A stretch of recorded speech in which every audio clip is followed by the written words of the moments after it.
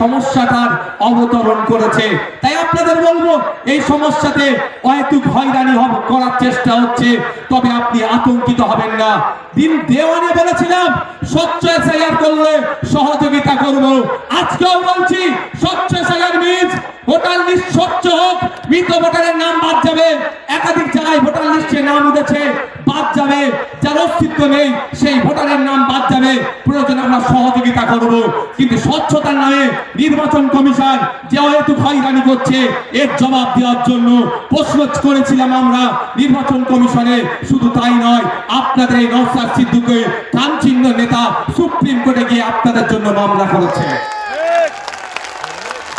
আপনাদের বলে রাখি, দুটো কাজ এই মুহূর্তে মমতা ব্যানার্জি যদি করে, দুটো কাজ যদি এই মুহূর্তে মমতা ব্যানার্জি করে, হয়রানিও বন্ধ হবে, আতঙ্কিত বন্ধ হবে, আতঙ্কিত হবেন না। দুটো কাজ কি কি বলে দিচ্ছি, শর্ট টাইম, আমি বেশি দূর বলবো না, বলেছি আপনাদের। প্রথম কাজ হচ্ছে ওয়াল পার্টি মিটিং ডাকা। মমতা ব্যানার্জি ওয়াল পার্টি মিটিং ডাকুক, সমস্ত রাজনৈতিক দলের নেতাদেরকে ডাকুক। যেই পরিস্থিতি বাংলার স্বাধীনতা সংগ্রামী পরিবার থেকে শুরু করে, পীর পরিবার থেকে শুরু করে, বিভিন্ন ধর্মীয় পরিবার থেকে শুরু করে, বিভিন্ন যাদের সামাজিক প্রভাব প্রতিপত্তি আছে, সব সমেত সাধারণ মানুষদেরকে অহেতুক হয়রানি হচ্ছে, এই হয়রানি বন্ধ আমাদের করতে হবে। অল পার্টি মিটিং ডাকা দরকার। কেমন অল পার্টি মিটিং আপনাদের জানিয়ে রাখি, বর্বর পাকিস্তানিরা যখন এসে পেহেলগাঁওতে আমাদের দেশের নাগরিককে খুন করলো, সেই সময় অল পার্টি মিটিং ভারত সরকার ডেকেছিল। সেই সময় কংগ্রেসের পক্ষ থেকে বলেছিল পাকিস্তানের বিরুদ্ধে অল আউট যাও, আমাদের কোনো অবজেকশন নাই। আজকে মমতা ব্যানার্জি যদি অল পার্টি মিটিং ডাকে, মমতা ব্যানার্জি ডাকে কেউ আসুক আর নাই আসুক, ইন্ডিয়ান সেকুলার ফ্রন্ট যাবে বাংলার নাগরিকদের সাথে, সেখানে গিয়ে বলবে স্বচ্ছতার সাথে যে কাজ পশ্চিমবাংলা সরকার করতে চাই আমরা প্রস্তুত আছি বাংলার মানুষের জন্য। করবে, তাহলে আপনি আতঙ্কিত মুক্ত হবেন তো ভাই? কিন্তু চাই না আপনি আতঙ্কিত মুক্ত হন মমতা ব্যানার্জি বলে না, এরা চাই আপনি পেরেশানে থাকুন। আপনি পেরেশানে থেকে প্রশ্ন করতে পারবেন না মাদ্রাসায় টিচার নেই কেন। আজকে দেখুন কলকাতায় গতকালকে খোঁজ নিয়ে দেখুন প্রায় 33 দিন এই ঠান্ডাতে তারা পড়ে আছে। আর টিচারগুলো এমএসকেএসএসকে টিচারদের সম্মানিকটা ঠিকঠাক পাচ্ছে না। মাদ্রাসায় 10,000 শূন্য পদ হয়ে গেছে, পরিকাঠামো ধ্বংস হয়ে গেছে, স্কুলে টিচার নাই, হাই স্কুলে টিচার নাই, শিক্ষার পরিকাঠামো ধ্বংস হয়ে গেছে। আপনি এটা প্রশ্ন করবেন না এসআইআর কাগজে ছুটাছুটি করবেন? এই ছুটাছুটি করার জন্য আপনাকে এই পদক্ষেপগুলো গ্রহণ করছে না।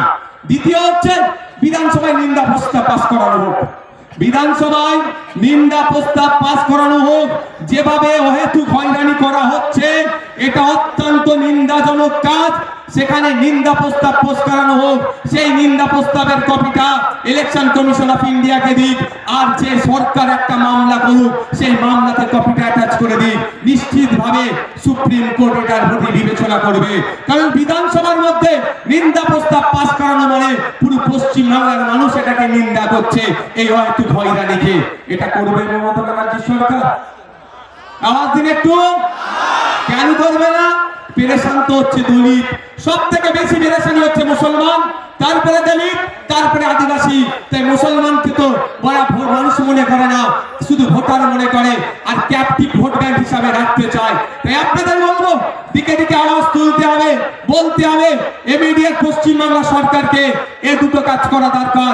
এক, অল পার্টি মিটিং ডাকা, দ্বিতীয় হচ্ছে বিধানসভায় নিন্দা প্রস্তাব পাস করানো। এরপরও আপনাদের বলছি, আমার উপরে কেন এদের রাগ বুঝতে পেরেছেন? ৭৭টাকে নিয়ে কিছু নয়, নওশাদকে হারাতে হবে।